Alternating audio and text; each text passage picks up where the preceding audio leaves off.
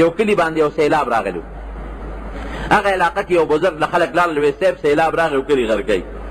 او خلک لګیا دي سیلاب چې راشي نو خو بندونه ورته اچوي خټې او چمان او خښتې راوړي او مخې ته اچوي چې دا سیلاب دې کلي ته رانږدې نه شي دې یې راوسته ورته وی ښه نو زه خو به یو کار کوم خو په ما به اعتراض خو نه کوې وی صاحب د خدای دپاره څه دعا وکړه سوال وکړه اوبه ورو ورو اوچتېږي او دا کلي غرق کوي وی سسکوره راوړی سسکوره یې راواغېسته نو خلکو دا خیال و چې دې به څه چم هم راځي او دریاب ته به ږدي نو چې سسکوره یې راواغېسته و غره دې ورکړه هغه بند له نابند یې په کنولو شروع کړو خلکو کلکونه یې صاحب ته موږ څه له راوستی دې به هم راوستې چې ته دعا وکړي چې دا اوبه نه راځي ته خو هغه شته بند راله نړی وی ګوره ما درته نه وي چې ما خپل کار ته پرېږدې وی نو دا خو ته ښکاره مونږ غرق کوې خو که دا لږ ځای دی نو خو دا اوبو راځي دا ټول کلي غرق کوي که نه نو بس وی که ستاسو په خپله قلي خو خپل کار کوي او که ما پرېږدی خپل کار ته نو چا یې تپوس وکړ وی ته وی بس ما پرېږدی خو چې څلور پنځه غوزارې هغه بند و او لږ لږ یې نړو نو هغه اوبه به ورو ورو ښکته کېدې بند یې مو نړو اوبه هم لاړې مریدان ورته وي صاحب دا دې کومه اوبه وکړه وی ګوره زه چې ودرېدم دلته ما خپله رضا د الله رضا وګڼله الله ستا خوښه ده چې دا کلي غرق کې وګوره ما خو راته وختي ووې چې دریاب بغیر د الله د حکم نه کلي نشي غرقولی ستا خوښه ده نو چې ستا خوښه ده زموږ سر کې خوښه ده ودرېږه ته لږ کار اسانه و چې دا بند ونړو چې زر غرق شي خو ستا خوښه ده که نه نو چې ته دا کلي غرق کې نو موږ ستا مقابله وکړو بندونه راته واچو چې ته یې غرق کې موږ پرې خوشحاله یو ودرېږه لږ یو دوه درې سسکورې در سره وو چې کار لږ نور اسان شي چې نیمه ګنټې نه مخکې 15 منټو کې غرق شي نو چې خپل رضا دې د الله رضا وګرځوله نو الله بیا خپل بنده نه خفه کوي الله بیا خپل بنده چرې نه خفه کوي نو وروڼو چې څومره الله زیات یادی او الله ته څومره زیات نږدې کېږي الله بستی ستا د لاس نه به هغه کار اخلي په کوم چې الله خوشحالی ستا د وجود نه به الله هغه کار اخلي په کوم چې الله تعالی خوشحالی ستا ژبه ستا اندامونه به د الله په خلاف نه چلېږي بس ستا اندامونه لاس او خپې او ژبه او ستا څومره اعضا دي حرکات سکنات دا به په هغه طریقه چلېږي کومه طریقه چې د رب العالمین خوښوي او نبی کریم صلی الله علیه وسلم فرمایي مشهور حدیث دی من کان لله کان الله له څوک چې د الله شو الله د هغه شو ځان د خدای کې تاسو ګورئ چې دا دنیا ستاسو تابع کېږي او که نه تابع کېږي عبدالقادر جیلاني رحمت الله علیه لوی بزرګ پیرانو پیر چې ورته وایي رحمه الله د ټولو پیرانو پیر او د څومره طریقې چې دي که نقشبندیه ده سهروردیه ده او قادریه ده او چشتیه ده د دې ټولو استاز د دې ټولو مشر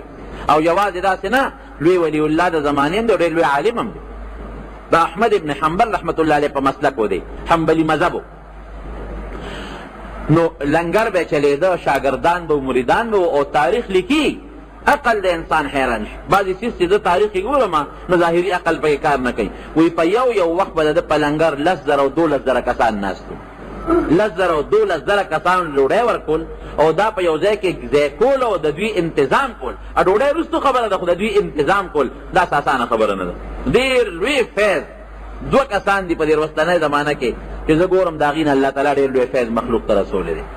د تصوف په رڼا کې یو عبدالقادر جیلاني رحمت الله علیه او زمونږ په دې علاقه په دې هندوپاک کې اجمیر سلطان الهند خواجه اجمیري رحمت الله علیه د هغه متعلق من تاریخ کې ته یو انګریزي مورخ ما خو ترجمه کتله یو انګریزي مورخ دا لیکل کړي دي او هغه د علیګړ د یونیورسټۍ پروفیسر دی نو هغه خپل تاریخ کې لیکلی دي چې په هندوستان کې یو سړی دی او قبر کې پروت دی او په انډیا حکومت کوي پروت په قبر کې دی او په انډیا باندې حکومت کوي او بیا تفصیل لیکلی دی چې د دنیا مسلمانان او هندوان دا راځي او د هغه د قبر دونه تعظیم او عظمت کوي چې لکه د بادشاه به خپل کار خاص د هغه په ژوند دومره تعظیم او عظمتونه کوي او هغه پروفیسر لیکي چې د څومره خلک مسلمان کړي دي سلطان الهند اجمیر خواجه اجمیري رحمت الله علیه د چې څومره خلک مسلمانان کړي دي نو بالذات چې د په لاس کومو هندوانو سیکانو بیعت کړي دي او مسلمانان شوي دي هغه 99 لاک کسان دي 1,00,000 کروڑ کسان 1,00,000 کروڑ کسان وی دا هغه دي چې د په لاس بیعت کړي او مسلمانان شوي دي او چې د شاګردانو او د مریدانو په لاس کوم مسلمانان شوي دي وی د هغې شمېر مه کوئ دا لوی خیر دی که نه چې الله پاک د مسلمان نه رسوي نو داسې د ده به هم لوی لنګر به و مریدان به و شاګردان به و راتلل به نو عبدالقادر جیلانی رحمت الله علیه په خپل دور کې خو پیرانو پیر صاحب د ټولو پیرانو پیر د ټولو پیرانو پیر رحمه الله لوی بزرګ دی. ټول علما او ټول د تصوف خاوندان هېڅوک په دې کې اختلاف نه کوي، ټول په دې متفق دي چې دا د خپلې زمانې یو ډېر لوی بزرګ او ولي د زمانې و. اگر چې بعضې خلکو څه غلطې قصې پسې هم ورپسې جوړې کړي دي، غلطې قصې پسې نشته، خو یاره درست او صحیح د الله نږدې بنده و، د خدای پاک ته ډېر خوښ و. نو د ده په لنګر به په زرګونو خلک 10,000 او 12,000 او 8,000 کسان به په یو وخت باندې ناست و او ډوډۍ به خوړلې کېدله. د دغې زمانې یو بادشاه و د سنجر، هغه هم د ده مرید و، کله کله به وله راته. نو دا بادشاه چې یو ورځ راغی سوچ یې وکړ چې هغه خو په زرګونو خلک غرمه هم په دې ډوډۍ ناستې خوري او په زرګو خلک ماښام هم ناستې دا ډوډۍ خوري. دا مریدانو نه یې تپوس وکړ، وی دا ډوډۍ چې تاسو د لنګر کې ورکوئ دا د کمې ده؟ وی موږ ته خو پته نه لګي، خو بس صاحب وی راوړی دا شی راوړی دا راوړی او بس پوره کېږي. وی نه څه دوکانونه څه کارخانه څه ځمکه د دې لنګر دپاره شته؟ وی هېڅ هم نشته. د آمدن څه خاص ذریعه او څه سبب ظاهري هېڅ هم نشته. نو دې اړه کې فکرمند شو چې ښه ده ما پیر صاحب دې دومره خلکو له لنګر ورکوي خو خلکو نه به سوال کوي، یا به داسې کوي چې قرض به له خلکو نه راخلي، دې غریب خو به محتاج وي، په ذهن به یې بوجي. نو چې دې خپل وطن ته ورسېده نو یو کاغذ یې ولیکه د عبدالقادر جیلاني رحمت الله علیه په نوم باندې، وی حضرت زه ستا په حکم کې د نیمروز لویه صوبه ده، د دې ټولې صوبې چې سرکاري څومره آمدن دی دا ستا دربار ته ما وقف کړ چې ستا په دماغو دا بوج نه چې دا لنګر کې دا خلک به څه خوري او دا ډوډۍ به د کوم ځای نه پوره کېږي. نو نیمروز غونډه صوبه ده، د دې آمدن ستا شو. سرکاري ځمکې چې څومره دي د هغې آمدن هم ستا لنګر له لري، او چې څومره ټیکسونه دي لکه د هرې صوبې نه حکومت ټیکس اخلي، د دغې صوبې چې څومره سرکاري آمدن دی ابه بیت المال ته او سرکاري خزانې ته بینک ته به نه راځي، ابه نیغ د عبدالقادر جیلاني رحمت الله علیه لنګر لري. خوشحاله و چې دا خط زما پیر ته ورسېږي، ابه هم پرې خوشحاله شي او د لنګر انتظام به یې وشي. عبدالقادر جیلاني رحمت الله علیه ته چې کله هغه خط ورسېد، هغه اسټامپ پیپر د هغه زمانې چې کوم لیکل شوي نو هغه د بادشاه هغه نوکر ته وي دې خوا راشه، خط ته پاسې ورته یو 2 شعرونه ولیکل، وی دا واپس یوسه بادشاه دا خط والا واپس یوسه، یو 2 شعر یې ورته ولیکل. چون چتر سنجری رخ بختم سیاه باد، چون چتر سنجری رخ بختم سیاه باد، در دل اگر بود هوس ملک سنجری. وی ای دا سنجر بادشاه پخوا بادشاهانو په سر تاج په سر او په هغه تاج کې به یو توره پټه وه، هغه توره پټه کې به داسې هیرې او قسم قسم ملغلرې او دا لګېدلې وې لکه د خوبصورتۍ دپاره. نو وی ستا په دې تاج کې بادشاه چې دا کومه توره پټه تلې ده، وی که ستا ته خو د نیمروز دا غونډه صوبه دې ما ته وبخله، خو په ستا د دې ټولې بادشاه متعلق زما په زړه کې دومره څه راځي که نه، ټولې بادشاهي یاره که سنجر بادشاه زه وې، یاره که دا ټول مال زما وې، نو که ستا د دې ټولې بادشاه متعلقه زما په زړه کې د دې ګوتې د دې بند عمره پوټې غوندې سوچ راځي او فکر راځي، نو وی زما قسمت ته الله داسې تور کړي لکه ستا په تاج کې چې دا توره پټه تللې ده. چون چتر سنجری رخ بختم سیاه باد، د ستا د دې تاج د دې تورې پټې په شان د زما قسمت خدای تور کړي. در دل اگر بود هوس ملک سنجری، که ستا د دې ټولې بادشاه متعلق زما په زړه کې څه سوچ او فکر راځي. او دا ولې ته به چې دا ولې زانگه که یافتم خبر از ملک نیم شب، ما ملک نیم روز را به یک جو نمی خرم. وی چې کله الله ماله د نیمې شپې بادشاهي را کړې ده که نه، د نیمې شپې بادشاهي چې الله ته ودرېږم او په سلګو سلګو ورته جاړم خپل رب ته، واقعي دا ډېر خوند کوي. د نیمې شپې بادشاهي چې ما الله را کړې او زه خپل رب ته نیمه شپه پاسم او جاړم ورته او زاري ورته کوم او خپل رب سره خبرې کوم. نو دا بادشاهي چې الله را کړې ده د دې نه پس د نیمروز د صوبې بادشاهي د یوې اوربشې په قیمت هم ناخلم.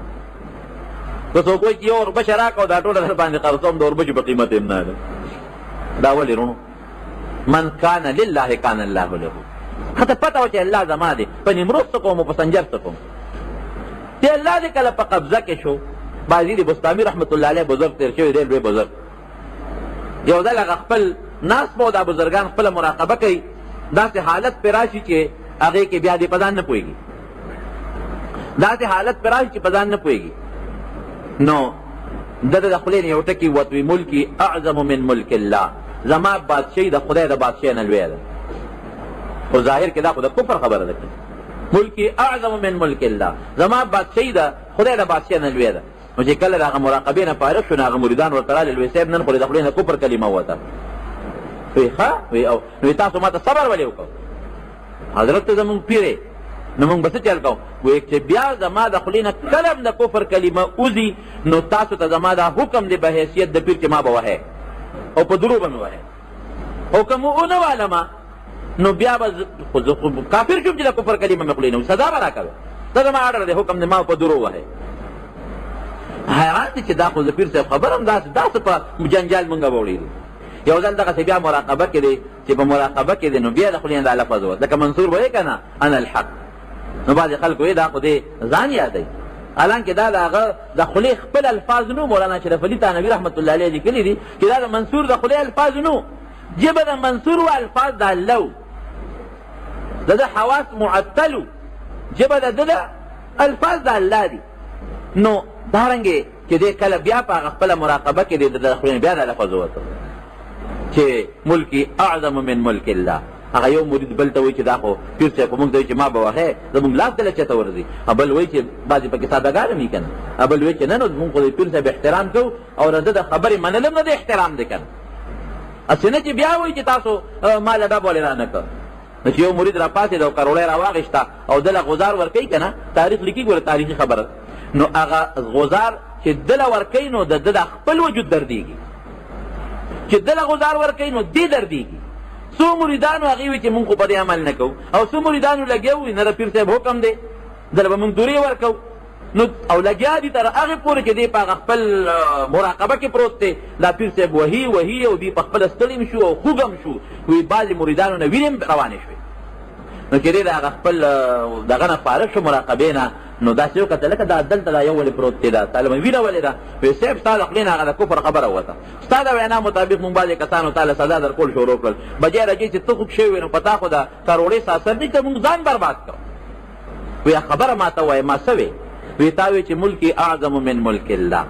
زما بادشاهي د خدای د بادشاهۍ نه لویه ده وی بې وقوفانو دا خو د کفر خبره نه ده دا خو د کفر خبره ده خو د ایمان خبره ده وی صاحب دا څنګه وی ګوره وی د الله بادشاهي څه ده د الله بادشاهي دا ځمکه ده اسمانونه دي غرونه دي دا کائنات دي ته زیمه دا ټول د الله بادشاهي ده الله په دې کې لګیا دی خپل کل یوم هو فی شأن په دې کې تصرف کوي او په دې کې خپل کار کوي رب العالمین لګیا دی ستړي کېږي نه پکې لګیا دی کار کوي نو د الله تصرفات په دې ټولو کائناتو کې دي او زما بادشاهي د الله ذات دی او د الله صفات دي زه د الله ذات او صفات کې لګیم بل کار مې نشته الله یو دی ولې یو دی الله قادر دی قدرت یې څه ته وایي علم یې څه ته وایي الله لوی دی الله بخونکی دی مهربانه دی نو د الله ټوله بادشاهي هغه په دې کائناتو کې ده او زما تصرف او زما غ سوچ او زما فکر او زما غ تصورات چې څومره دي د الله په ذات او په صفاتو کې ده نو تاسو وایئ چې دا کائنات وي دی او که د الله ذات او صفات لوی نو زما چې کوم څیز کې سوچ او فکر دی هغه د ټولو کائناتو نه لوی دی که نه خبره مې رونو دې پورې کوله چې د انسان د الله شو که نه دې د ده لاس پې سوچ به غلط طرف ته نه روانېږي الله به د لاس په هغه ځای کې چلی چې کوم ځای د الله خوښي د ده ژبه به هغه ځای کې خوښوي چې کوم ځای د الله خوښوي د ده خپه به هغه ځای کې قدم اخلي چې کوم د الله خوښوي لکه حضرت عثمان رضی الله عنه ته نبي کریم صلی الله علیه وسلم فرمایي زمونږ بعضې طالبان په حدیث کې سوال کوي او جواب یې آسان دی وایي چې یاره ما ضر عثمان ما عمل بعد ذلك اليوم عثمان چې د نن نه پس څه عمل کوي دته به نقصان نه پېښېږي څه چې عمل کوي دته به هېڅ نقصان نه پېښېږي یا د بدریینو متعلق الله اعلان کوي اعملوا ما شئتم قد غفرت لكم ای د بدر خاوندانو چې سم خوښئ کوئ ما بخلی یې نو طالبان سوال کوي چې ښه عثمان چې څه عمل کوي دته به ضرر نه رسېږي نو د ګناه وکړه نو د ګناه خو ضرر رسېږي یا بدریینو ته اعلان کوي چې اعملوا ما شئتم چې سم خوښئ کوئ قد غفرت لكم ما بخلی یې نو دوی خو به ګناه کوي نو بیا به هم الله بخي نو جواب هم دغه دی چې د دوی اندامونه به الله په ګناه کې نه چلی د دې د لاس او خپې او قدمونو نه به الله هغه کار نه اخلي چې دې ته ضرر ورسوي د دې د لاس او خپو نه به الله هغه کار نه اخلي چې کوم د ګناه سره تعلق لري من کان لله کان الله له، چې څوک د الله شو الله د هغه دی. بس دا قاعده ده، ځان د الله کې، ځان خدای ته نږدې کې. او که ته وایې ځان به د الله څنګه کوم، نو زه درته یو لاره ښیم، اسانه غوندې لار، ډېره نږدې لار. یو د قرآن حکیم تلاوت لږی کړي شوار اوس کې، ځکه حدیث پاک کې راځي چې ما ته بنده ځان نږدې کول غواړي، نو د قرآن د تلاوت نه بهترین څیز بل نشته چې په هغې ما ته را نږدې شي. دا د نبی علیه السلام مبارک الفاظ دي. نو یو د قرآن شریف تلاوت، یو دویم ذکر لا اله الا الله، ذکر زیات پکار دی. ولی؟ ځکه نبی علیه السلام فرمایي ما درته وسوي چې څوک څومره ذکر د رب العالمین زیات کوي هغه د وجود الله ته نږدې کېږي تر دې حده پورې چې د اندامونه الله وایي زما په خوښه چلېږي. یو د قرآن شریف تلاوت شو، یو ذکر شو. دریم درود شریف، نبی کریم صلی الله علیه وسلم فرمایي درود شریف چې څومره بنده په ما باندې وایي دومره دې الله ته زیات ورنږدې کېږي. او څلورم د مرګ یادول، چې سړی ځان ته مرګ یادوي. او مرګ پسې یادېږي مقبرې ته تلو باندې، خپلو مړو له تلو باندې. نبی کریم صلی الله علیه وسلم به د وفات نه مخکې زیات تر ژوند په مقبره کې تېرو. بقی مخامخ مدینه منورې ته مخامخ مقبره ده، او د حضور پاک مبارک د کور او د هغې په منځ کې خو یو فرلان فاصله به و. د کور چې کوم ځای کې د هغې کور مبارک و هغې کې هغې دفن دي، روزه مبارکه ده، نو د بقی بلکې فرلان نه کمه فاصله ده، نږدې ده. نو نبی علیه السلام مبارک به دې د بقیع غرقد وي، دې کې یو قسم بوټي ځنګل و پکې، بوټي و پکې په هغه زمانه کې په دا مقبره کې. نو حضور پاک مبارک ګورې د شپې هم مقبرې ته تللی دی، د ورځې به هم مقبرې له ته. او د احد شهداو زیارت له به نبي علیه السلام مبارک ډېر ته د وفات نه لږ غوندې مخکې څو ورځې مخکې حضور پاک مبارک د احد شهداو له او صحابو ته یې منبر راته کېدی، هلته منبر ورته کېښوده او بیا هلته صحابه کرامو ته تقریر هم کړی دی. او بخاري شریف کې حدیث دی چې په احد په شهداو باندې جنازه هم په هغه وخت کې کړې ده. او وی فرمایل ستاسو نه مخکې زه روان یم، ستاسو نه مخکې زه روان یم، او زه به ستاسو د حوض کوثر په غاړه باندې ملاقات کوم، انتظار کوم، هلته به زموږ ستاسو ملاقات کېږي. نو څو څیزونه شروع، یو د قرآن شریف تلاوت کول، یو ذکر د رب العالمین، یو درود شریف، بل مړو له تلل، مقبرې ته تلل. مقبرې ته چې سړی دي ته مرګ را یادېږي، د ده توجه اخرت ته پیدا کېږي، الله ته توجه پیدا کېږي، دنیا ته توجه کمیږي. دا څلور نسخې دي، څلور ډاکټر صاحب له سړی لاړ شي یا حکیم صاحب له لاړ شي، هغه دارو ورته ولیکي که نه، دا دارو به سهار او ماښام خورئ، دا به ماسپښین خورئ. یو دارو ورته نه لیکي، یو مثلا د طاقت ورته ولیکي، بل د تبې د لرې کېدو ورته ولیکي، مثلا بل ورته د بل څه لپاره ولیکي. څلور قسمه، درې قسمه، دا د احادیثو نه نچوڼ شوې څلور نسخې شوې. یو د قرآن شریف تلاوت لږ غوندې، یو پاو تلاوت د شوار ورځې کوه، نیمه سپاره کوه. او که کوم ورونو ته قرآن شریف نی یاد او په ناظره ورته نه ورځي، نو سوره فاتحه او سوره اخلاص ټولو ته یاد دی که نه. سوره فاتحه د غوندې ولوله او سوره اخلاص قل هو الله احد د غوندې ولوله، دا هم د قرآن شریف تلاوت شو. او ذکر د لا اله الا الله دا خو ټولو ملګرو ته یاد دی. او دارنګې درود شریف په نبي علیه السلام او مقبرې ته تلل، دا څلور څیزونه دي رونو. ذکر وایا، 2000 کرته ذکر وایا، 10,000 کرته ذکر وایا. دې نقشبندیه کې بیا د دین هم زیات ورته ښایي، هغې ذکر قلبي کوي، دومره زیات ذکر کوه. زما رونو په دې به مونږ د الله شو که نه، چې مونږ الله یادو، مونږ به د الله شو. چې مونږ د الله شو، الله به د مونږ شي. حضرت عمر فاروق رضی الله عنه ناست دی په دا منبر باندې، دغسې منبر باندې د جمعې په ورځ باندې ناست دی، او لښکر یې لېږلی دی یو علاقې د جهاد دپاره لښکر لېږلی دی، ډېر لرې لښکر تللی دی، د میاشتو په مزل لرې دی. د جمعې تقریر کوي لکه څنګه چې زه تقریر کوم په داسې انداز باندې. او د تقریر دوران کې نظر اوچت که او اواز یې وکړه یا ساریتو، د هغه چې کوم لښکر یې لېږلی و، د هغې لښکر چې کوم جرنیل و، کوم مشر و، نو د هغه نوم ساریه و. یا ساریتو الجبل الجبل، معنی داسې ده، ای ساریه دې غر ته ګورې متوجه شه، دې غر ته وګوره، غر دې ته متوجه شه، غر نه ویرېږه. نو بعضې کسان چې صحابه په جومات کې ناست وو، نو هغې ویره امیرالمؤمنین بوډا شوی دی او کمزوری دی. سړی چې بوډا شي نو د خولې نه بعضې داسې خبرې وځي چې هغه غیر مناسبي، بوډا دی که نه کمزوری دی. ځکه چې کم چاته اواز وکړه نه، خو د مجلس کې نشته او خو د میاشتو په مزل لرې دی. او بعضې چې کوم نږدې صحابه وو هغې ویلې چې څه وده نشته دې خبره کې. خو د عمر خو ډېر لوی روب و، دبدبه وه چې ده خبره ونه کړله، نو خلکو هم تپوس ونه کړ. څه موده پس هغه جرنیل سره د هغه خپل لښکر نه واپس مدینې شریفې ته راغی، دغه جهاد نه فارغ شو.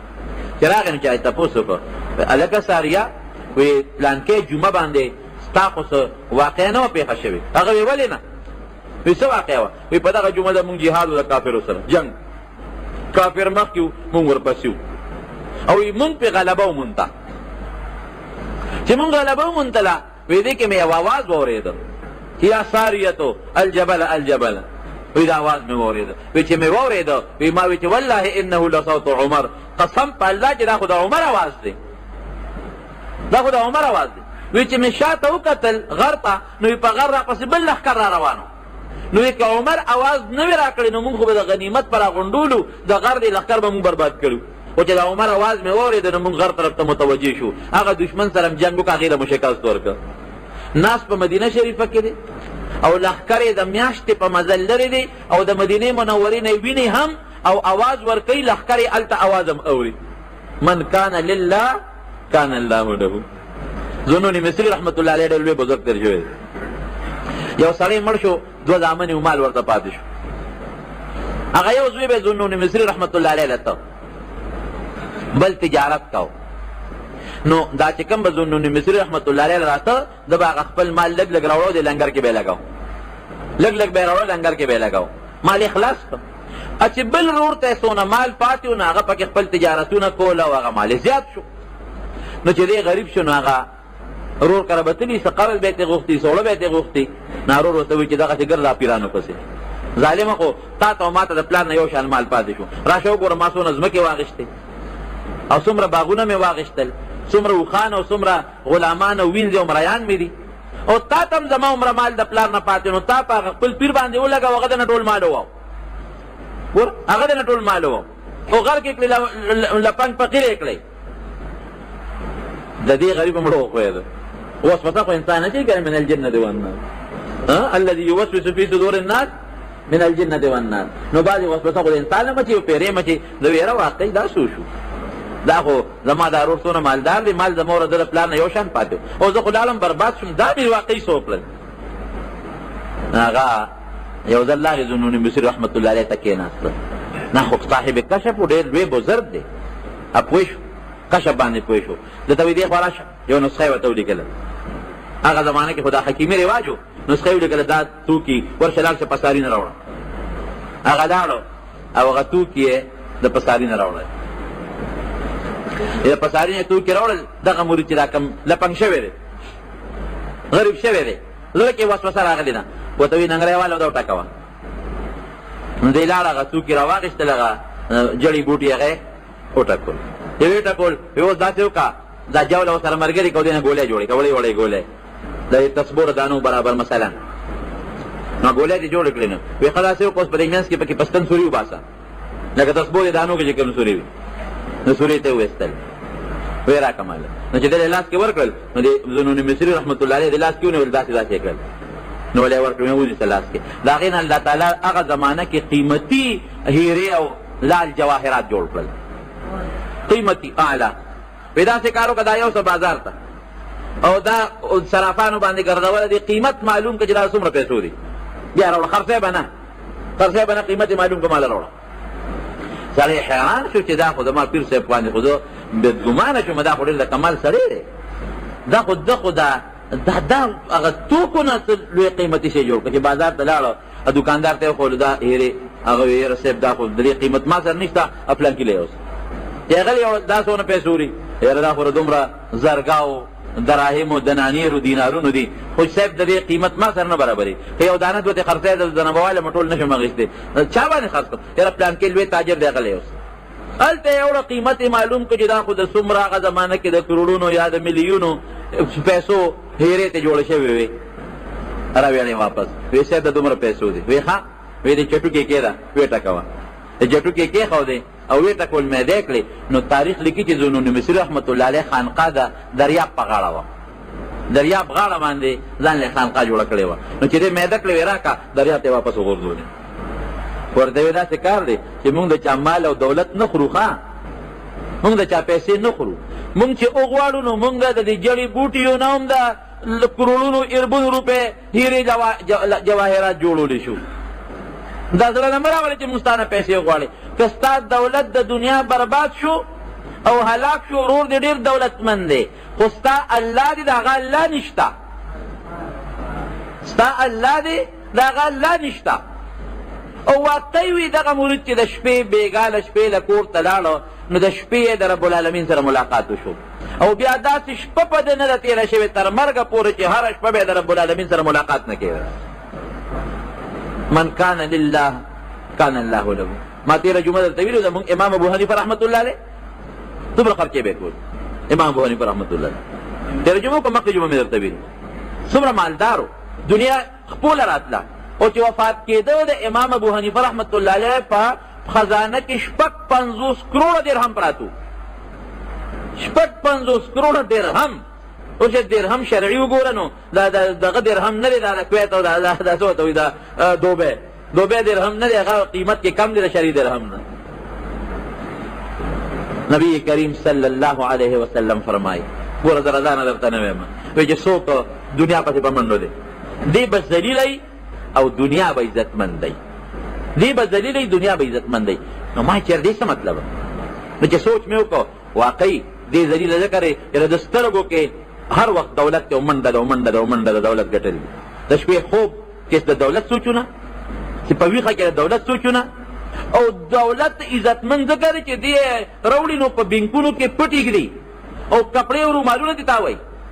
نو دې ذلیل دی دولت عزتمند دی د هغې طلب ته ورپسې منډه وي او ورته خوږ ښکاري ځکه خوب ورپسې قربانوي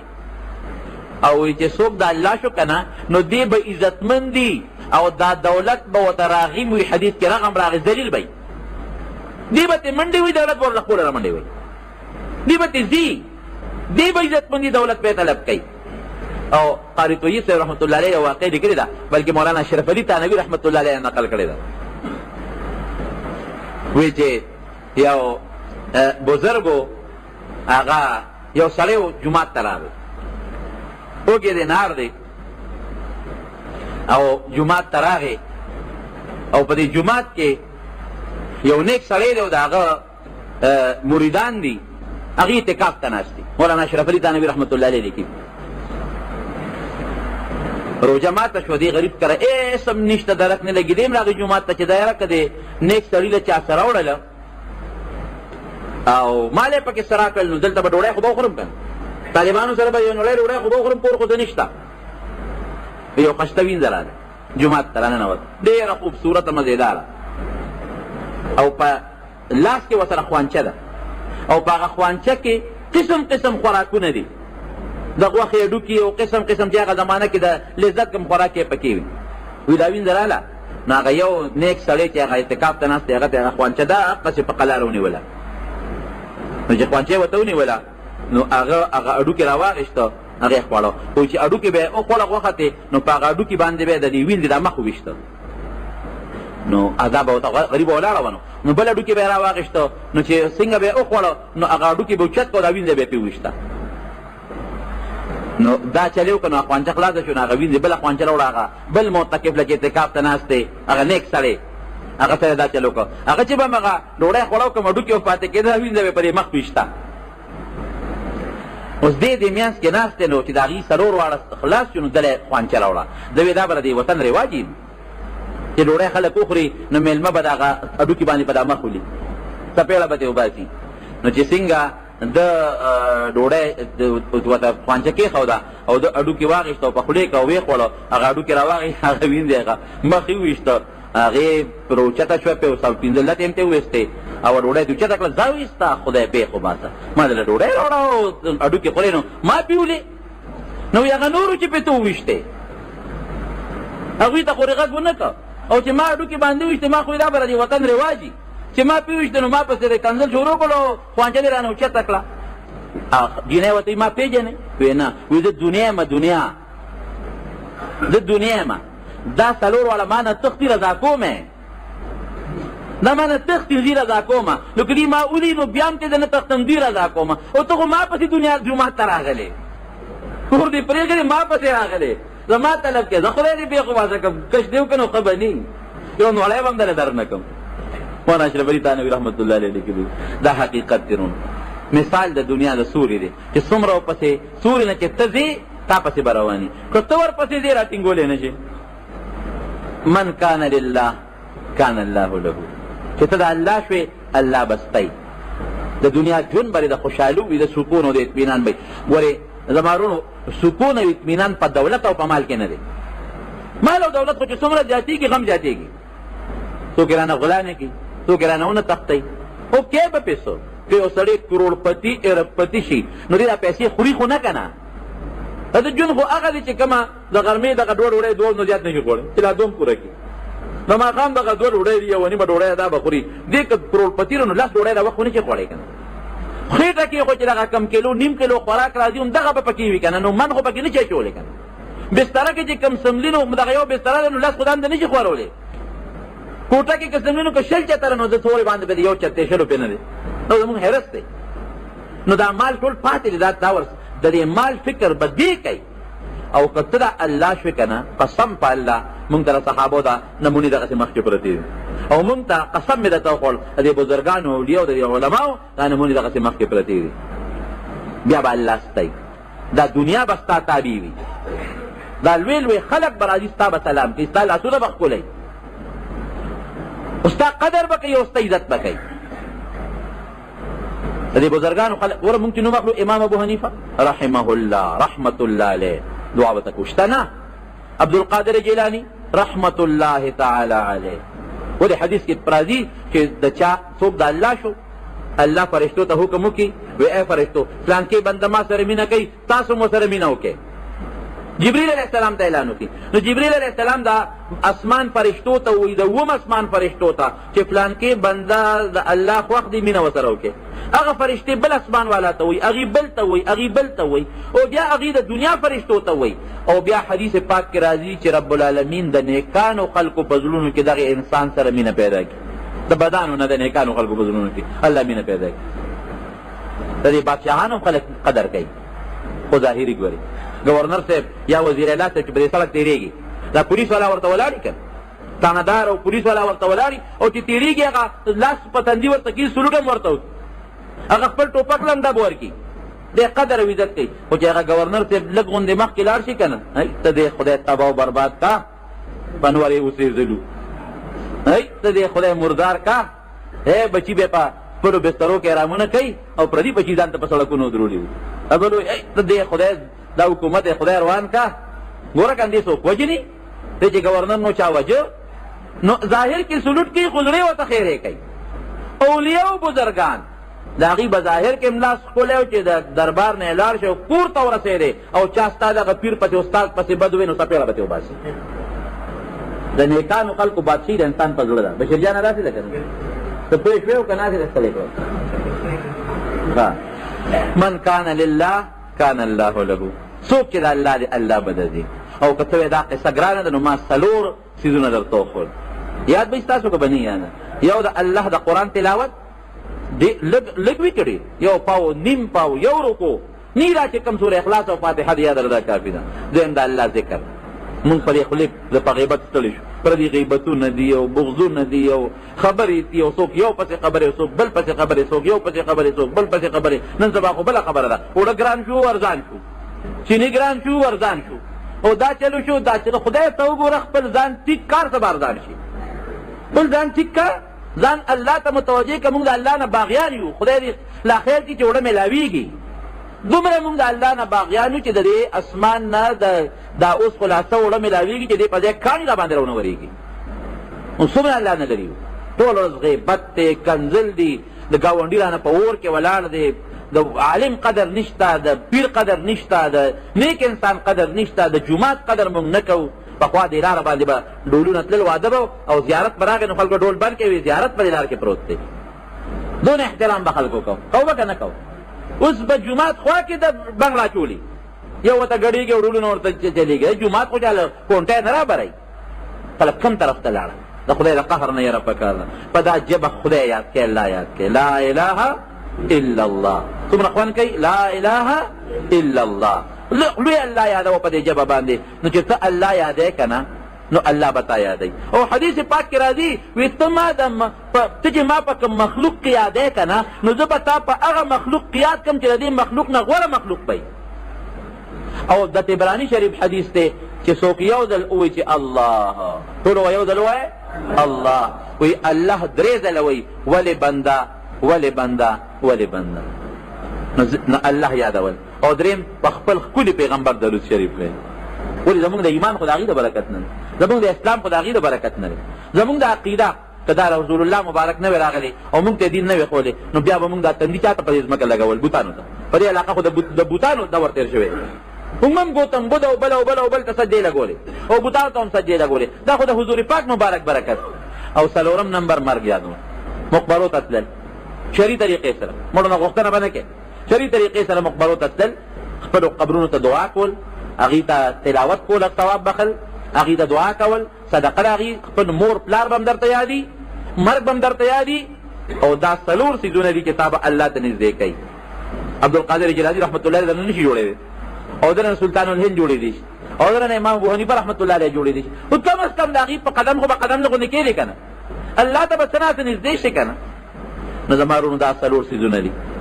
من عمل صالحا من ذکر او انثى وهو مؤمن فلنحيينه حیاة طیبة. دنیا کې به نجوم خشتی، مال دولت که لږ دی خو زړه به مطمئني خوشحاله دی. خبرانه اوږده شوه. ابراهیم ادهم رحمت الله علیه، ابراهیم ابن ادهم، د ادهم بادشاه یې پرېښوده د بلخ. ډېره اوږده قصه چې د بل وخت به درته ووایم. او لاړه مکې مکرمې ته روان شو او په یو کند کې ګرځي. کند مونږ ورته کند وایو، زړه شړی چې هغه شلېدلې وي او ټوټې ورته لګېدلي، په هغې کې روان دی. جومات کې شپه وه، جومات کې نو د جومات هغه متولي ورته یوځه د جومات نه بعد جومات جرنده کوم. دغه جوماتونو نه مقصد خلک غلاګانې هم کوي. دی نه وته نو هغه په زور راغېشته و د هغه جومات نه نه وته نو د جومات اوچت و، په دې پوړو یې راغوځار کړ. نو دی به داسې اثر به لاندې راته و، ډق به یې کو، اخري پوړی له راغله. نو خیر وروسته دې چا تپوس وکړو، وی حضرت دا دومره کمال ته په څو رسېدې؟ نو دی پکې لوی سبب وی یاره وی چې هغه جومات نه هغه سړي راوغورځولم هغه مؤذن که نه، او وی پوړی له به مې سر راته. وی قسم په خدای چې زما په دې ذهن کې به د الله تعالی کم صفات او کم اسرار او رازونه په ما د هغې کشف راته که نه، نو د هغې بیان درته نشم کولی. نو چې لاړه دا خپل بیا د دوی د زوی راوست. دا ګورې تاریخي مضبوطه واقع ده، درو خبره نه ده.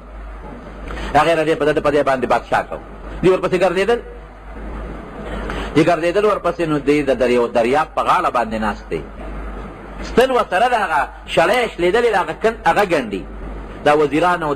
د بادشاه خاوندان ټول راغلل ورته کېناستل. یا صاحب بادشاهي دې پرېښوده او نیک بادشاه د خلکو خوښه مو داسې نه لکه زمونږ د دې بلا په شان کې که دنه الله مونږ په خیر و عافیت سره خلاص څومره چې ورته خیرې کوه هغه برکله کېږي.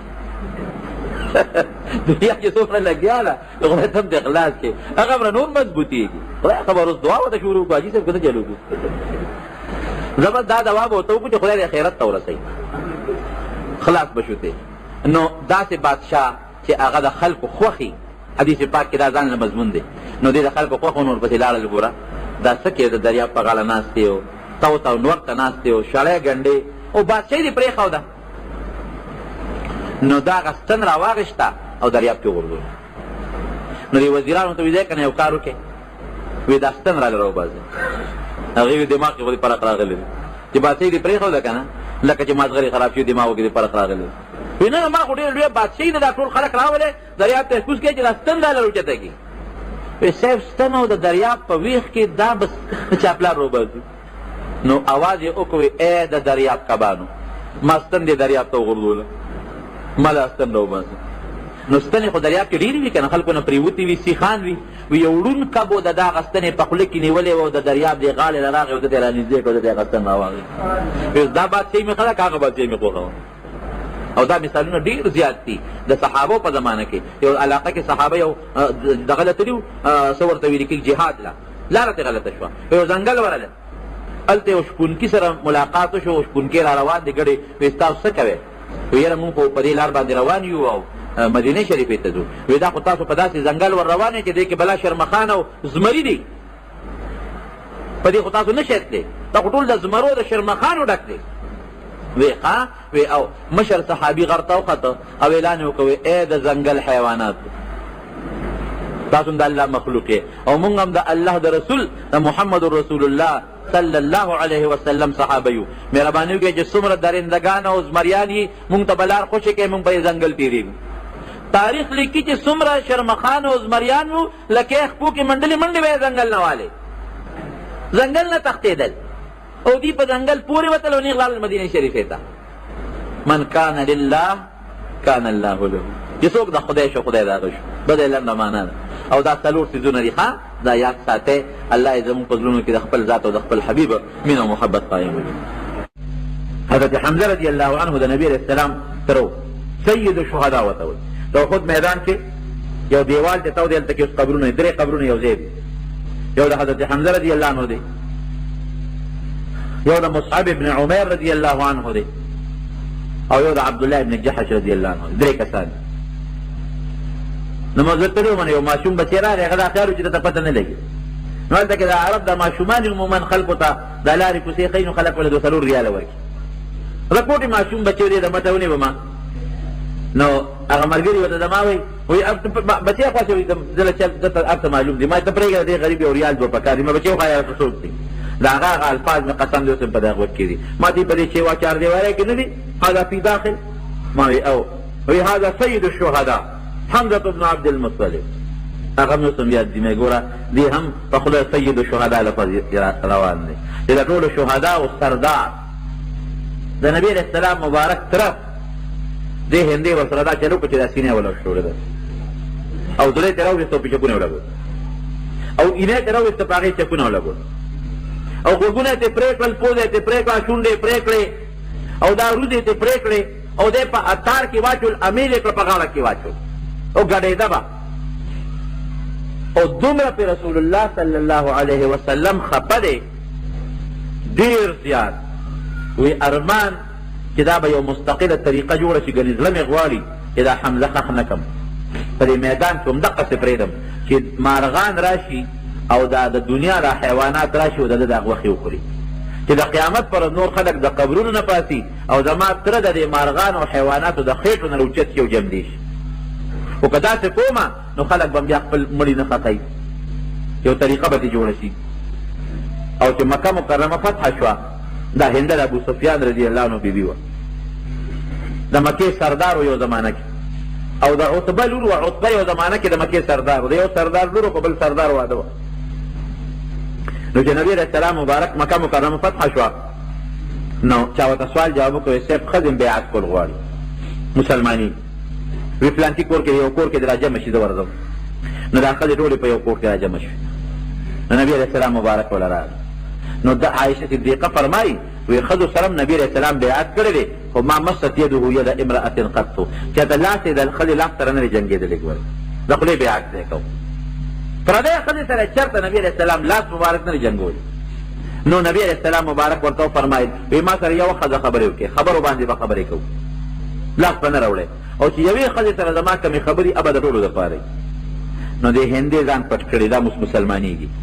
د اسلام په نیت راغلی ده. او د دنیا نورې ښځې په دا کور کې دي ځان یې په پړونو کې پټ کړي دي، دې هم ځان پړونو کې پټ کړی دی. او دا مشره وه، د ابو سفیان بیبي وه، دغه وخت کې د مکې سردار و، خاوند دی مسلمان شوی دی. نو دا وایي چې ما ځان پټ کړو، ښه مضبوط پړونې مې په سر که برقه مې واچوله چې هسې نه پیغمبر علیه السلام مې ونه پېژني. ولې که وپېژندم نو بیا زما توبه نه قبلېږي، ځکه ما د نبي علیه السلام تر سره ډېر انتهایي ظلم کړی دی. داسې ظلم نه کړی چې دومره ظلم به هېڅ څوک چا سره ونه کړي. د هغه د وجود اندامونه مې امیل کړل او ګډېدلی یم، او د هغه په اینه او د هغه په زړه مې چکونه لګولي، زه به چېرته معاف شم. نو راشه ځان به پټ کړمه، که بیعت کې په پټه کې داسې په معاف شومه نو ممکن ده بیا به راته غږ ونه کړي. ځان یې پټ کړی د ښځو مشره د نبي علیه السلام مبارک ورته فرمایي وی زه خو څه شرطونه تاسو باندې ایږدم. منې هندې د ټولو ښځو مشره وه. وی وایه صاحب چې څه شرط یې هغه منو. وی زما لومړی شرط دا دی چې شرک به نه کوئ، الله له به شریک نه منئ. هنده ورته وایي وی دا شرط مونږ ته قبول دی، منظور دی. وی اوسه پورې م ډېرو بوتانو ته سجدې وکړې، مونږ له څه پیدا راکړه، دا شرط منظور. وی ښه دویم شرط مې دا دی چې زنا به نه کوئ، بدعملي به نه کوئ. او ورته څه وایي وی د شریف قوم لوڼه خویندې بدعملی نه کوي. مونږ چې دا څومره دلته ناست یو دا د قریشو ښځې دي، د قریشو لوڼه دي، د قریشو میندې دي، مونږ شرفا یو، دا شرط په مونږ مه لګوه. مونږ اصل بدعملی نه کوو، مونږ د شریف قوم خلک یو. اوس نبی علیہ السلام دی لکه وچ عجیبه خبره منی ما او داته نه غم لګي بیا ورته وایي چې بچي به نه وجنئ ځکه ښځو کې خدا رواجو او ته څه وایي وایي مونږ بچي نه وجنو مونږ ماشومان لوی کړل نو تا راله په جنګونو کې مړه کړل بیا حیران شو نبی علیہ السلام چې ناشنا خبره اسلام راوړي ایمان راوړي خبره مني ماله مخامخ جوابونه هم راکوي اوس د هغې په زړه کې خواسترداري پرته ده که نه او د سردار لور ده او د سردار ښځه ده ورته وایي چې غلا به نه کوې غلا به نه کوې نو ځان یې پټ کړی و خو بعضې وخت کې انسان ځان پټ کړي خو د خولې نه خبرې وکړي خو د خولې نه خبرې وکړي ورته وایي غلا به نه کوې وایي صاحب بلکل دا شرط منظور دی غلا خو ښه شی نه دی نه به کوو خو زما خاوند د ابوسفیان بخیل دی نو که زه د هغه نه څه شی پټ کړمه او هم د هغه په بچو یې لګوم نو څنګه به بس نبی علیہ السلام خو پوه شو چې د دې خاوند خو د خاوند نوم خو یې د خولې نه ووته دا خو د ابوسفیان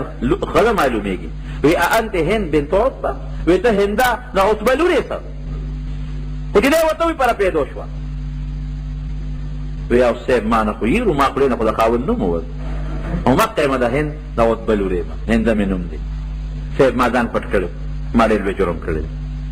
ما ستا تر سره ډېر لوی ظلم زیاتی کړی داسې زیاتی په مخ د ځمکه څوک ونه کړي اوس ایمان راوړم مسلمانېږم او ځان مې پټ کړی دی ما ته پته وه که زه ښکاره شم نو زما توبه نه قبلېږي وی د زړه د صدق نه هندي ایمان راوړل غواړې وی او هېڅ فکر نشته الاسلام یهدم ما کان قبله چې مسلمانه کړې دې نه مخکې چې څومره ګناهونه دې کړي دي زما له تر پورې هر څه درته معاف دې نه غټ رحم بل شته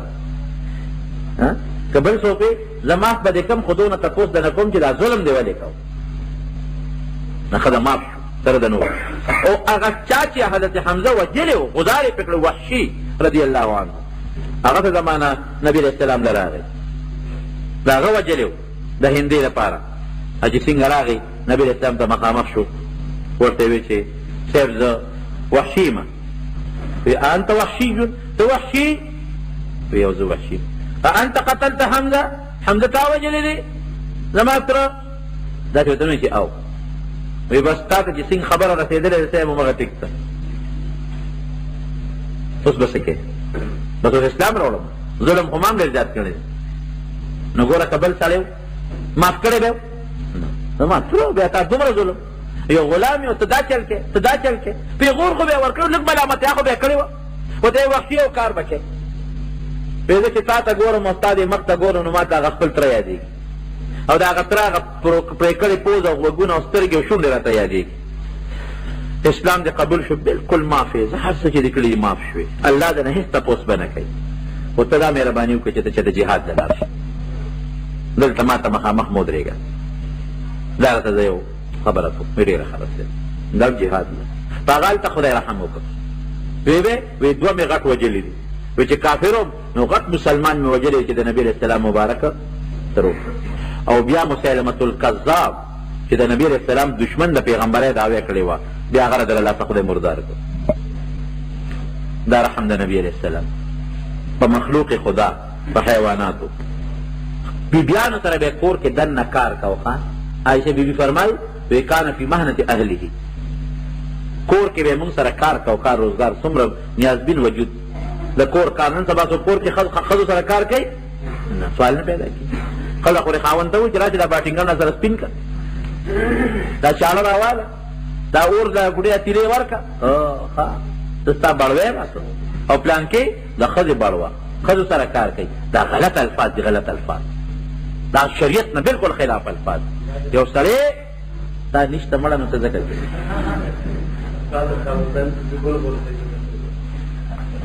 یو سړی که ښځې سره بورقه راوباسي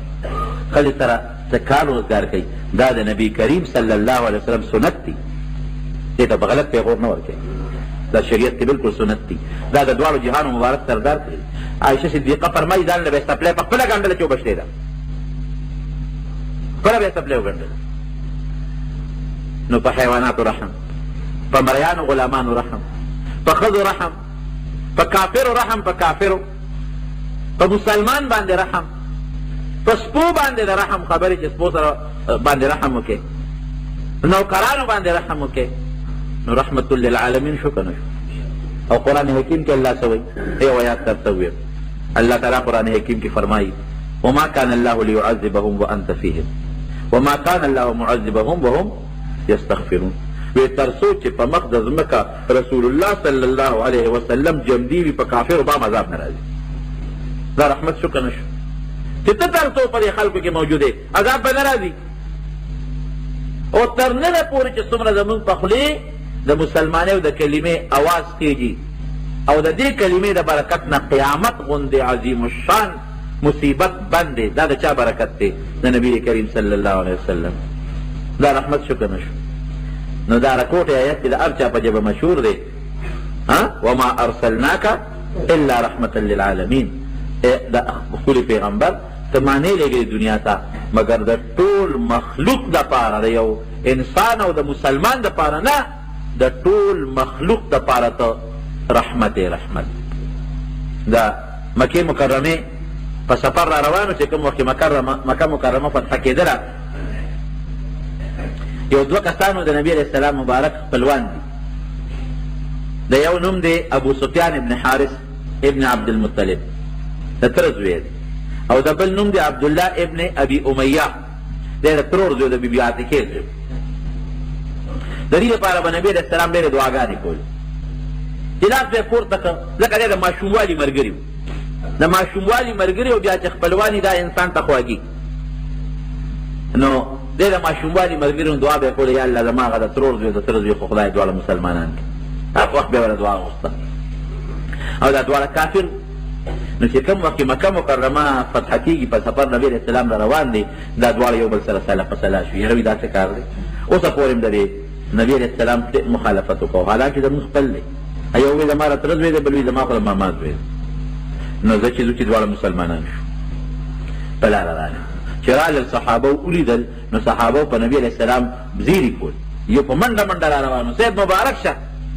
خیر دی وی هغه د ترور زوی دی او د تره زوی دی را روان دي مسلمانېږي چې تا ونه دعاګانې غوښتې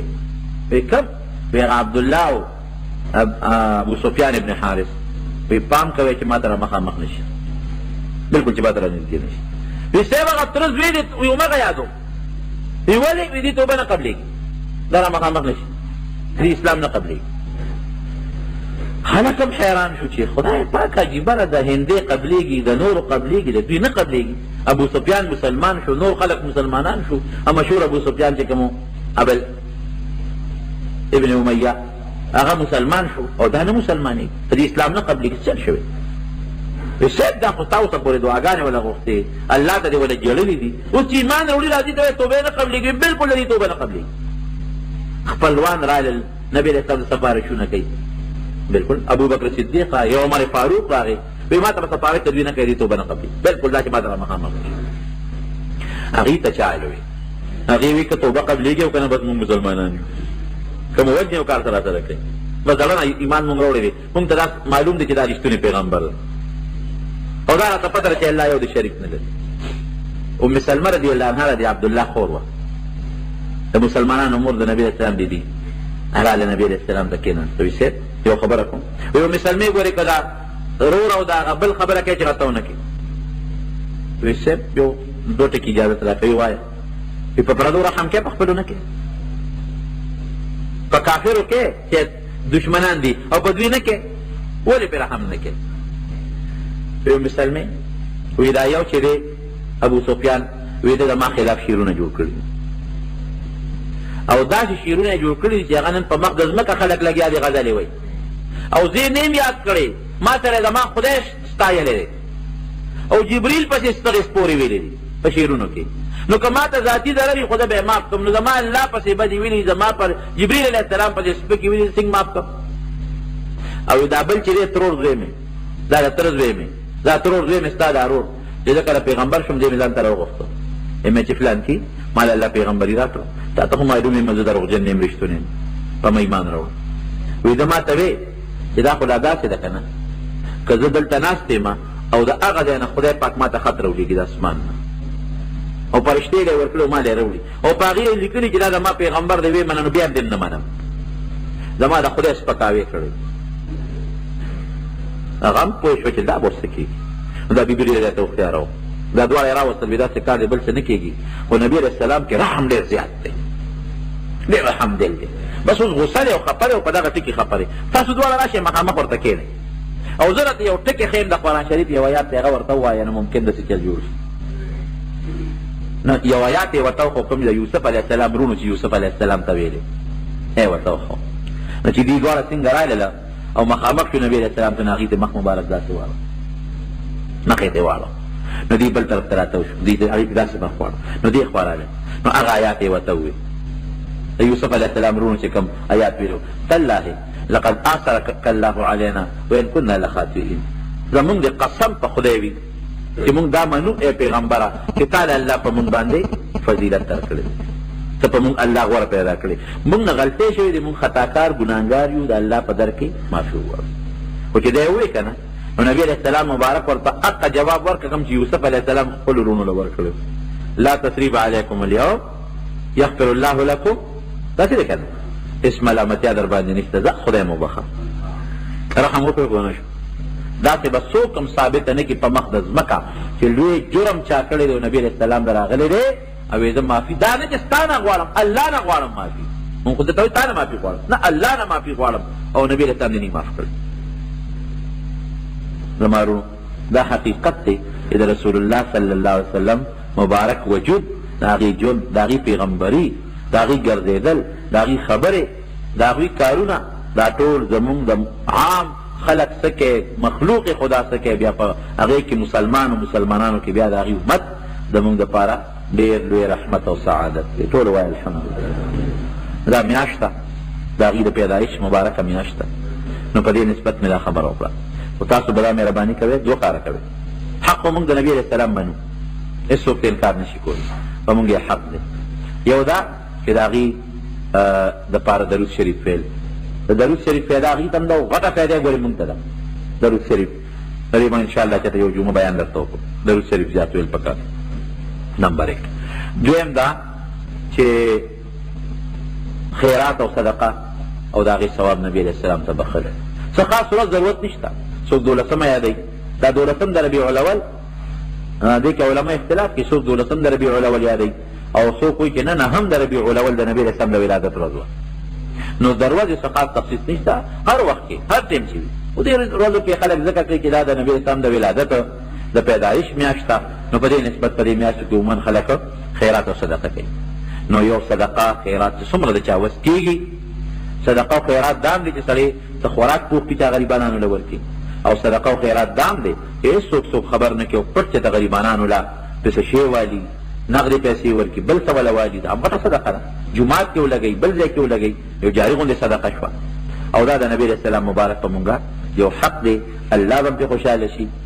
او مونږ له بیا الله فایده راکړي بل په خپل زړه کې به د نبي علیه السلام مبارک په ولادت د خوشحالۍ اظهار کوي په خپل زړه کې په دې به تاسو مونږ خوشحاله یو الحمدلله چې الله نبي علیه السلام دنیا ته رالیږلی دی نو په دې باندې دا ابو لهب واقعه ده پکې بخاري شریف کې حدیث دی چې کله نبي علیه السلام پیدا شو نو سوره به وینځه وه د ابو لهب ورله ابو لهب ته وایي وایي ستا د هغه مړ ورور د عبدالله بچی پیدا شو نو ابو لهب پې خوشحاله شو وایي ده ته ما ازاده کړې نو نبي علیه السلام فرمایي بخاري کې به راشي حدیث دی پکې بخاري کې شته وی چې د قیام ابو لهب خو کافر مه د جهنم کې به پروت خو چې په کوم ټیم د زما په پیدایش خوشحالي کړې ده او هغه وینځه ازاده کړې ده نو هغه ټیم کې به ده ته په دوزخ کې الله په دې ګوته کې پی پیدا کړي او هغه پی به دې روي ابو لهب ته کافر ته په د جهنم کې بخاري کې راځي نو خبره دا ده زما وروڼو چې د نبي علیه السلام پیدایش باندې انسان دا ډېر رسومات او رسمونه کول نه دي پکار خو په خپل زړه کې خو د خوشحالۍ اظهار کول د چا زوی شي خیراتو کې خوشحالي زوی مې شوې ده د چا واده وشي خوشحالۍ خیراتو کې چا کله بل څه خوشحالي پېښه شي نو خیراتو کې نو د نبي علیه السلام مبارک د راتلو نه غټه خوشحالي بله څه نه لیکن سړی خوشحالۍ اظهار وکړي لږ صدقه خیرات هم وکړي او نو دا ډېره بهتره خبره ده الله به پرې موږ له اجر راکړي او غټه خبره خو د هغې د سنت او د هغې د اعمالو او د هغې د عقایدو اتباع ده الله د هغه تابعداري زموږ او یو موقع کې فرمایي وی الله ما ته جنت هم وښو الله راته دوزخ هم وښو وی په دوزخ کې مې یو ښځه ولیده په اور کې سوځېږي او یو پیشو پې چکونه لګوي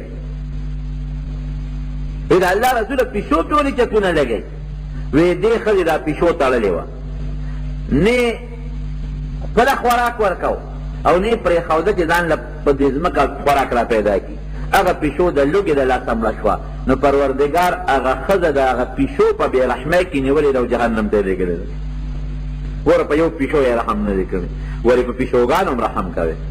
او هغه بله ښځه مې په جنت کې ولیدله، او حدیث کې راځي چې ګناهګاره ښځه مې جنت کې ولیده. هغه څنګه په لاره روانه وه، تږې وه، یو کوي له ورله وی چې ویې کتل نو د کوي په غاړه یو سپی دی، ژبه یې راوستې ده ایستې ده او اوبه نشته، د تندې نه دم راغه سپی تنګ دی چې د کوي د غاړه هغه خټه څټي. وی ما وی چې ما ته څومره تنده رسېدلې ده، معلومیږي دا چې د سپي ته هم دغسې تنده رسېدلې ده، لګېدلې ده. چې ورغله دا ښځه نو اوبه خو وینه، برقه خو ونه، نو موزه خپله وویسته او د سر نه یې لوپټه کوزه کړه، هغه موزه پرې وتړله او کوي ته یې ورښکته کړه، هغه موزه یې د اوبو ډکه کړه راویویسته، هغه سپی یې سیراب کړ. نو رب العالمین د هغه سپي د هغه سیراب وړو، په هغه سپي چې دې ښځې رحم وکړه، ګناهګاره ښځه الله معاف کړه او جنت ته ورسوله. دا نبي علیه السلام خپلو صحابو ته اعلان کوي. صحابي دې تپوس کوي، وایي د الله رسوله وان لنا فی البهائم لاجرا، په څاروو کې او په سپو کې هم زمونږ ثواب شته. وی هر جاندار شی چې ستا پکې وي چې تا پې رحم وکړه، الله به د اجر او ثواب درکړي. دا رحمت نه شو؟ په څاروو رحم، په سپي وی رحم کوه، په پیشو باندې رحم کوه، په مارغانو باندې رحم کوه. دا د نبي علیه السلام مبارک ویناګانې دي چې موږ ته یې فرمایلي دي. خرمارونو نور عامو مخلوقات باندې د الله تعالی رحم. دا شنه بوټي خلک کري که نه، چې کم د میوې بوټي وي او شین وي، دا مه وهه. ولې؟ ځکه چې دا خو په مخلوق بې رحمي شوه، پرې چې انسانان یا حیوانات د خوراک وکړي. اوس هم زمونږ دا پښتانه لکه کچه بوټی چې څوک تبر ورخلاص کچه بوټی مې وهه، دا غټ بوټي ووهه، بې ځایه مه وهه، هر که څه ضرورت ورته وي نو کوه. کافرانو باندې څومره رحم د نبي علیه السلام، په غلامانو باندې څومره رحم د نبي علیه السلام. د نبی علیه السلام مبارک بیبي د حضرت جویریه رضی الله تعالی عنها صحابیات وی دا په مونږ کې ډېره زیاته بختوره ده. وی دا ځکه بختوره ده چې مونږ د دې په قوم باندې حمله وکړه او دا مونږ په قید کې راوسته. د دې قوم کې څومره زنانه وي او غلامان او وینې چې په قید کې رالل. وی نبی کریم صلی الله علیه وسلم فورا دا د نبی علیه السلام له خدای راوسته، جویریه رضی الله تعالی عنها. دا هغه حرم ته داخله شو، چې داخله شو نبی علیه السلام ازاده کړه، پې نکاح وتړله. ګوره دا د نبی علیه السلام حکمت و، هوښیار شخصیت چې ازاده یې کړه او نکاح پې وتړله، چې صحابو ته پته ولګېدله چې هغه جویریه خو ازاده کړه او نکاح پې وتړله. بل صحابي وی دا ما سره خو د دې خور ده، نو دا خو د نبي علیه السلام د بیبي خینې شوه، دا به وینځئ. بلې وی ما سره خو یې د تره لور ده، نو دا خو د نبي علیه السلام د بیبي د تره لور شوه، دا به وینځئ. بل صحابي وی ما سره خو د دې جنۍ د ماما لور ده، نو دا به وینځئ د نبي علیه السلام د بیبي. څومره وینځئ چې صحابو په دغه جهاد کې ګټلې وې، ټولې ازادې کړې. وی دا د نبي علیه السلام د جویریې بیبي د قوم ښځې دي، زنانه دي، نو چې هغه ازاده شوه، دا ډېر لوی زمونږ دپاره دا بېادبي ده او دا زمونږ دپاره یو ډېر لوی بې سعادتي ده چې د دې د قوم ښځې زمونږ په وینځو کې وي. دا د نبي علیه السلام رحم و رحم. او زه اکثر طالبانو ته دا خبره کوم، خلک وایي غلامان او وینځې. هغه زمانه کې خدا رواج و، خلکو به غلامان او وینځې ساتل. شریعت پورې خصوصا نبي کریم صلی الله علیه وسلم کوشش کړی دی چې دا وینځې او غلامان دی ځای.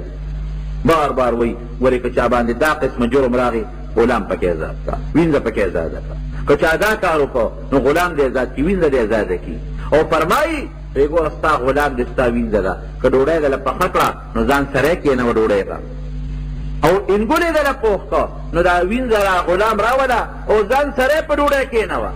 او چې ته څنګه جامه اغوندې دې وینځې له او دې غلام له هغسې جامه ورکړه. حضرت زید رضی الله عنه، زید بن حارثه، دا د خدیجې رضی الله تعالی عنها غلام، او چې کله بیا د نبی علیه السلام مبارکه بیبي شوه نو دا ځای د نبی علیه السلام ته وبخه، دا مې تا ته وبخه. دې چېرته چا د مور او پلار نه ماشوم را تختولی و، ډېر خوبصورت هلک او د نبي علیه السلام سره لوېده. چا غلام کړو نو مور او پلار ورپسې سرګردان وو، جړل به ورپسې تر دې حده پورې چې مور به بار ووته صحرا ته او د ځان نه به سر شوکاو چې زما زوی زیات به کوم ځای وي، او چې انور به راوخته نو دا به په انور ولاړه وه، یاره دا انور به زما په زوی لګي او که به نه لګي، او چې باران به شو نو جړل به چې دا باران به زما په زوی لګي او که پې نه لګي، که زول او طوفان به شو یاره چې زما زوی باندې به دا زول او طوفان لګي او که به نه لګي. نه وه خبر غریب د زوی نه چې څنګه به الله یو داسې حالت نه مسلمان وساتي، ګران کار که د حج له څوک راغلي دا ځای دې ولیده، هلکه ته زید خو نه وی زید خو مې نوم دی، وی د حارثه پلار د حارثه نوم دی، وی تا پسې خو ستا مور سر ویښتو باسي او شعرونه وایي او جالي در پسې او پلار او ټول در پسې ګرځي، ته کوم دی؟ وی زه خو دې مکه مکرمه کې یم، د چا غلام یې؟ د نبي علیه السلام مبارک نوم یې ورته واغی. هغې چې خپل کلي ته لاړل مور پلار دی وله الوی مبارک شه زیرې در باندې څه چل دی؟ وی ستاسو هغه ماشوم دله پیدا کړ. وی کوم ځای دی؟ وی په مکه کې د پلانکي سره خوشحاله شو ډېر زیات، بلا تحفې تحایف ډالۍ را واغېښتې او نبي علیه السلام مبارک له راغلل. دا ځای دی لالي دی نه دی، تپوس یې چا نه و. نبي کریم صلی الله علیه وسلم ته مخامخ کېناستل، صفتونه یې شروع کړل، تاسو ډېر ښه خلک یې، ستاسو خاندان ډېر ښه خاندان دی، تاسو د حاجیانو خدمت کوئ، د مسافرو د ډوډۍ خیال ساتئ. نبي علیه السلام مبارک هوښیار و پوه شو، وی چل څه دی چې زما صفتونه هم شروع کړل، څه چل دی؟ وی صاحب تا ته هم یوه جد پېښ دی او چې څومره پیسې ته غواړې مونږ درکوو. وی الو وایه پیسې پرېږده وی، وی زمونږ یو ماشوم دی دی او تا سره دی، او ګورې په ټوکړه کې وله د مور د سر د ویښتو هغه نمونه م راوړې وه، وی مور ورپسې جاړي او دی د مور د سر ویښته دي چې دې بچي پسې د خپل سر نه ایستي دي، او دا شعرونه یې ورپسې جوړ کړي دي، او پلار او ټول ورپسې جاړي، او دا ډېر د مور او پلار چا تختو دی صاحب، مونږ راغلي ته چې څومره پیسې غواړي مونږ درکوو، خو دا ماشوم مونږ سره ولېږه. نبي کریم صلی الله علیه وسلم ورته فرمایي، ورته وی دا څه کار دی؟ هېڅ فکر مه کوئ، زه به ورسره وغواړم، یو فیصله به کوو،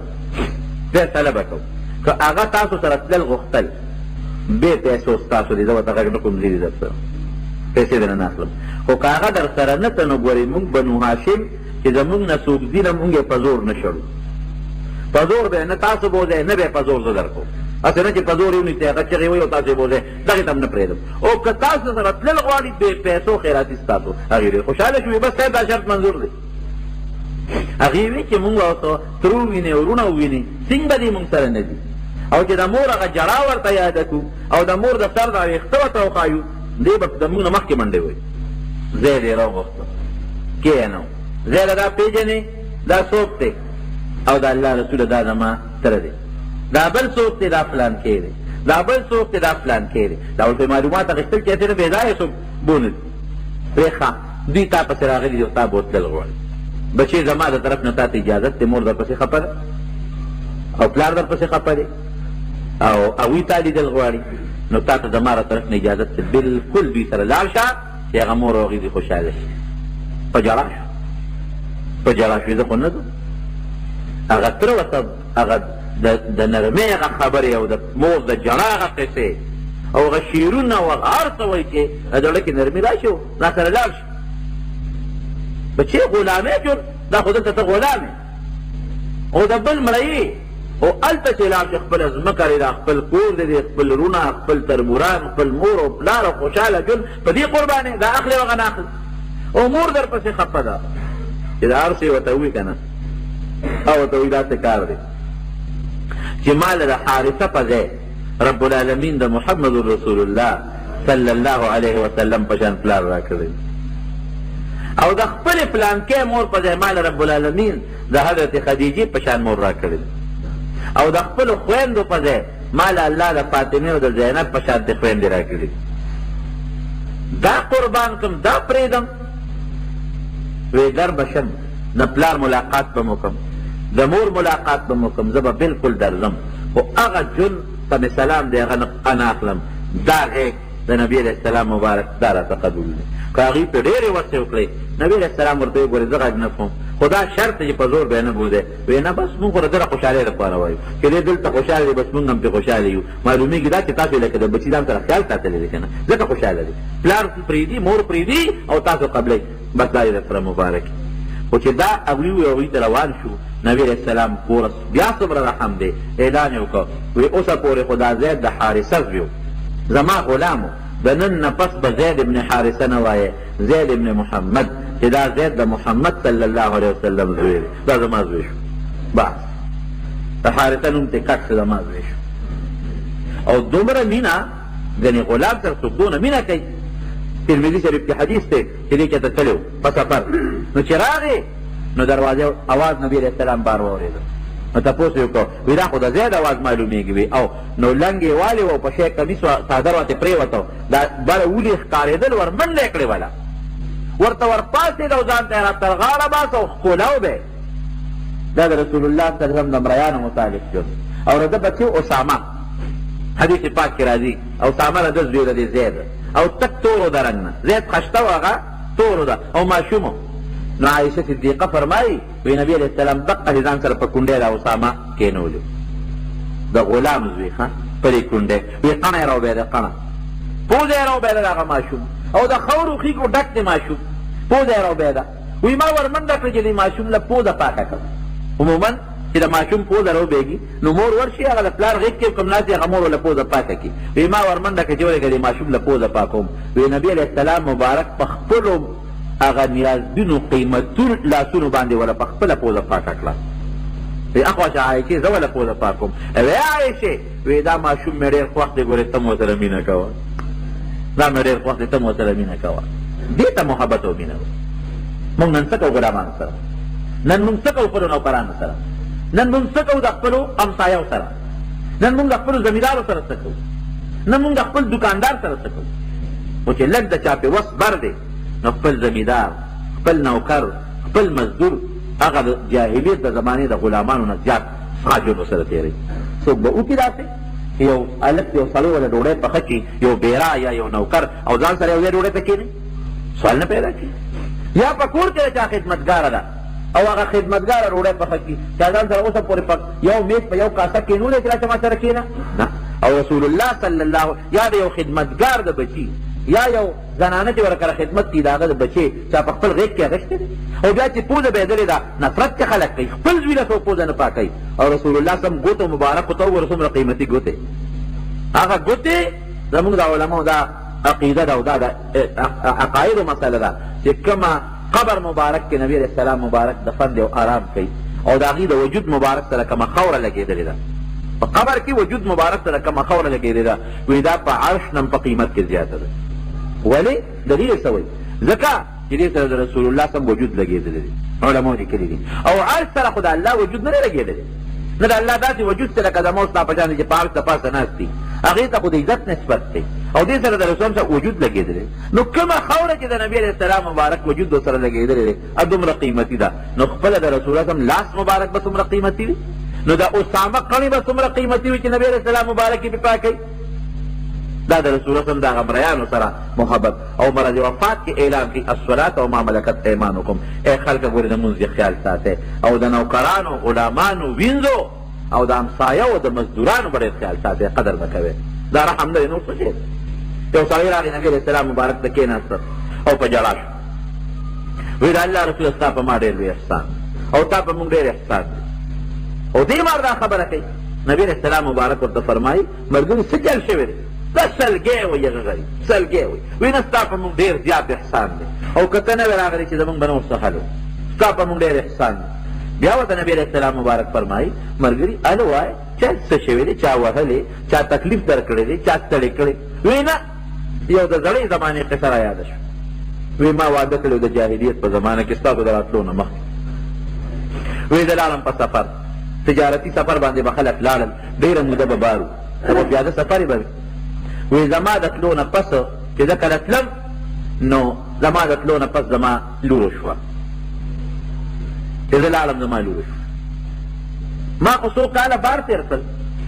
داسې وخت کې واپس شومه چې زما هغه لور اوچته شوې وه او ماشومه وګرځېده او داسې خوږې خوږې خشته خشته خبرې کولې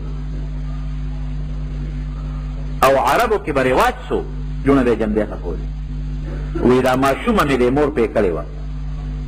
چې ګورې بابا به دې راځي او ته به ورته دا نه وایې چې زه ستا لور یم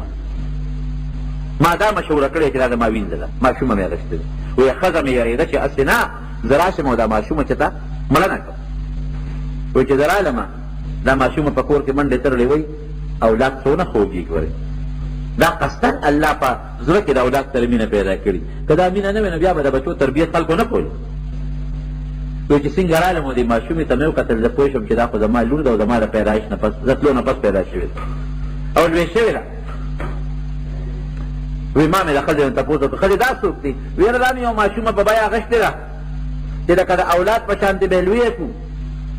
او بس مونږ سره به یې نو ماشومې به هم پوهې وه هغې به هم راته بابا بابا کول خو داسې مور پرې کړې وه ډېره به نه را جوختېدله وایي زه پوه شوم یو بل نه مې تپوس وم په هغې به راته وایي چې دا ستا لور ده ستا له تلو نه پس شوې ده وایي زمونږ په وطن کې خو رواج ده چې لوڼه به یې جمدی ښخولې ولې جمدی ښخوئ ګوره د جاهلیت رواج خلک وایي اسلام مونږ له څه راکړل زه حیران په دې ما چې دا څومره عزت دی نن په مخ د ځمکه د ښځو د سړو د ماشومانو د بوډاګانو دا ټول د اسلام د برکته دی اسلام د عزت ورکړی دی یورپ کې د ښځې څه عزت دی ښځه بربنډه ګرځي په کوڅو کې او چاته د خپلې ښځې او د خور او د مور پته نه لګي دا عزت دی د ښځې د ښځې عزت خو دا دی چې دا په کور کې درنه ناستی اسلام دا قدر او د عزت ورکړی دی لونه به جمدی ښخول اسلام دا رواج ختم که بند دی که دا د عزت او دا حق خو د ښځې د اسلام ورکړ وی لاړم خلک به څه وایي ښه دا لور ده سبا به ستا زومان ګرځي شرم دی یاره زما زوم چې وایي دا چې چاته واده شي دا خو زما لپاره شرم دی او ډوډۍ به د کوم ځای نه وله پیدا کوم الله قرآن حکیم کې فرمایي ولا تقتلوا اولادکم خشیة املاق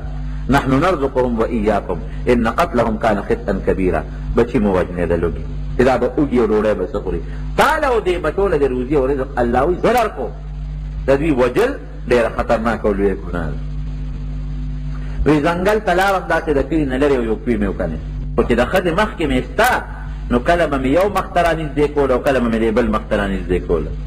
کله به مې وله یو مخ کوله او کله بل مخ چې دا ښځه مې پوه نه شي کله به مې وله ویښته ښکلول او کله به مې وله لاس ښکلو وی ومې ویسته هغه ماشومه د کلي نه بار خو چې مې وویسته نو هغه زمانه کې خو رواج و د لوڼو د ښخولو نو دا پوه شوه دا ماشومه نو په جاړه شوه نو ما بیا خپل کړه چې بچې مه جاړه او زه به سره جاړم ځکه اولاد ښخول او بیا جمدي یو انسان خپل اولاد چې ښخوي دا ډېر ګران کار دی الله یې مسلمانو سره ګران کار دی وی ځان ته مې را جوخته کړه چې نه بچې فیل ته هلته ځو دلته ځو ماشومه ده خو چې هغه ماشومې کوي ولیده او هغه تسکور او چاریانې ولیدې وی به په چغو شو په جاړه شو وی ما اوس په زړه هغه زنګ پروت دی د جاهلیت د کفر هغه زنګ مې په دې اړه پروت دی زم جاړم ځکه ډېره غټه پریشاني چې په خپل لاس یو ماشومه چې بېګناه ماشومه به ته په دې وجه وایي معصوم د ګناه نه پاک ته وایي یو پوټې ماشومه زه سپي کې غورځوم وی زه دا ماشومه غورځوم وی زما د سټ او د مرۍ نه داسې لاس را چاپېره کړی دی چې ما نه جدا کېږي نه وی اوم شکوله په زور د خپل ځان ناکوي کې مې وغورځوله او دا چغې وایي بابا ګناه مې څه کړې ده غلطي مې څه کړې ده او دې ماشومې ځان په خپله پیدا کړي که د مور او پلار د برکت نه